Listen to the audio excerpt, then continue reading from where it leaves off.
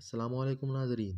پچھلی ویڈیو میں آپ لوگوں نے مختلف حکمرانوں کے مختلف دوروں کو دیکھا تھا اور ان کا دورانیہ بھی دیکھا تھا۔ ورلڈ انفارمیٹو فیکٹری کے اس ایپیسوڈ میں آپ لوگ جانو گے کہ کس حکمران نے کیا کیا لاہور کے لیے، کیا چھوڑ کر گئے لاہور کے لیے، کیا لے کر گئے لاہور سے، کون حکمران کتنا طاقتور تھا۔ آج کی اس ویڈیو میں آپ لوگ سب جان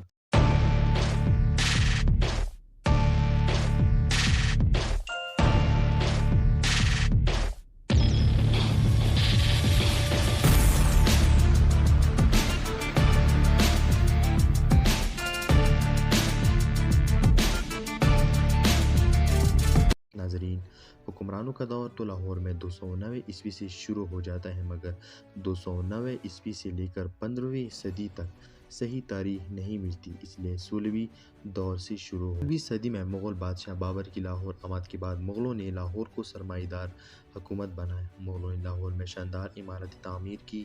1584 عیسوی سے لے کر 1598 عیسوی تک لاہور نے بہت ترقی کی۔ بعد میں شہنشاہ اکبر عظیم اور جہانگیر نے اس کی خدمت کی۔ شہنشاہ شاہجہان کے دور میں شہر میں بہت عمارت ہوا کرتے تھے اور بہت باغات انہوں نے تعمیر کی۔ 1575 عیسوی میں اکبر کے قلعہ لاہور کی از نو تعمیر کی اور لاہور کی سلطنت کا دارالحکومت بنایا۔ اس کے بعد شاہجہان اور اورنگزیب نے بھی اپنے ادوار میں قلعہ اور عمارات اور بھی توسیع کروائے۔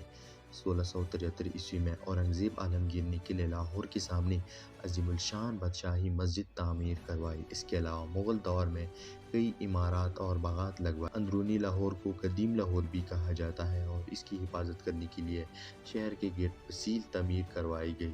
پسیل اس مضبوط چار دیواری کو کہتے ہیں کہ جس سے شہر کا دفاع ہو سکے، یعنی کوئی دشمن نہ اندر آ سکے۔ اس کے اندر پسیل بنانے کے بعد اس میں 12 دروازے بنائے گئے۔ انگریزوں کے دور میں اس سب کو ناکارہ بنایا گیا۔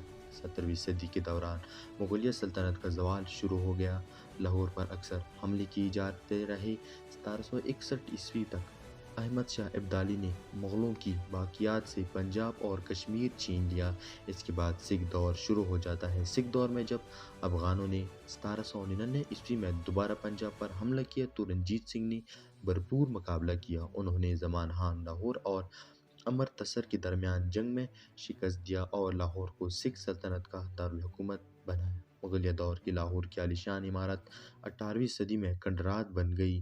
سکھ حکمرانوں نے لاہور کی قیمتی مغل یادگاروں کو لوٹا اور قیمتی پتھر اور سفید سنگ مرمر اتار کر سکھ سلطنت کے مختلف علاقوں میں بیچ دیا۔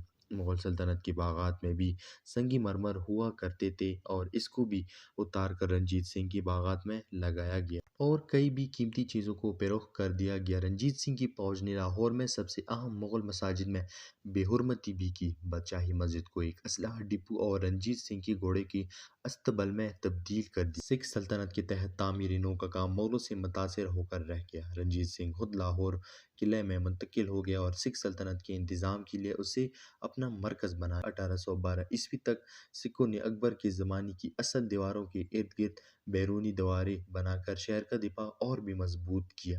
سید احمد بریلوی نے 1821 عیسوی میں سکھ سلطنت کے خلاف بغاوت بلند کی، جس کے نتیجے میں تحریک مجاہدی وجود میں آئی۔ سکھوں سے حاصل کردہ علاقوں میں اسلامی قوانین نافذ کیے، لیکن بالآخر 1831 عیسوی میں مہاراجہ رنجیت سنگھ کی افواج سے لڑتے ہوئے بالاکوٹ کے میدان میں سید صاحب اور ان کی فوج نے جامِ شہادت نوش کی۔ مہاراجہ رنجیت سنگھ نے اپنے دارالحکومت لاہور کو بنانے کے بعد اپنی سلطنت خیبر تک بڑھا کر جموں کشمیر کو بھی اس میں شامل کر لیا، جبکہ برطانوی فوجوں کو دریائے ستلج پر 40 سے زائد برسوں تک روکنے میں کامیاب رہا۔ 1839 عیسوی میں رنجیت سنگھ کی وفات کے بعد سکھوں اور کئی راجوں کے درمیان اندرونی جنگوں کی وجہ سے آخرکار برطانیہ لاہور فتح کرنے میں کامیاب رہا۔ برطانوی راج کا آغاز میں لاہور کی آبادی 1,20,000 تھی۔ انگریزوں نے اندرونی شہر کے بجائے شہر کے جنوب میں ایک علاقے کو اپنا مرکز بنایا جسے سول اسٹیشن کہا جاتا تھا۔ اس کے علاوہ لاہور کا بہت اہم کردار رہا ہے۔ آزادی پاکستان میں تمام اجلاسیں لاہور میں ہوا کرتی تھی، منعقد کی جاتی تھی۔ تو دوستو، یہ تھا اس ویڈیو کا دوسرا پارٹ۔ اگر آپ لوگوں کو یہ ویڈیو اچھی لگی ہے تو اسے لائک کریں، شیئر کریں اور کمنٹ میں اپنی رائے کا ضرور اظہار کریں۔ ملتے ہیں انشاءاللہ کسی نیکسٹ ویڈیو میں، تب تک کے لیے اللہ حافظ۔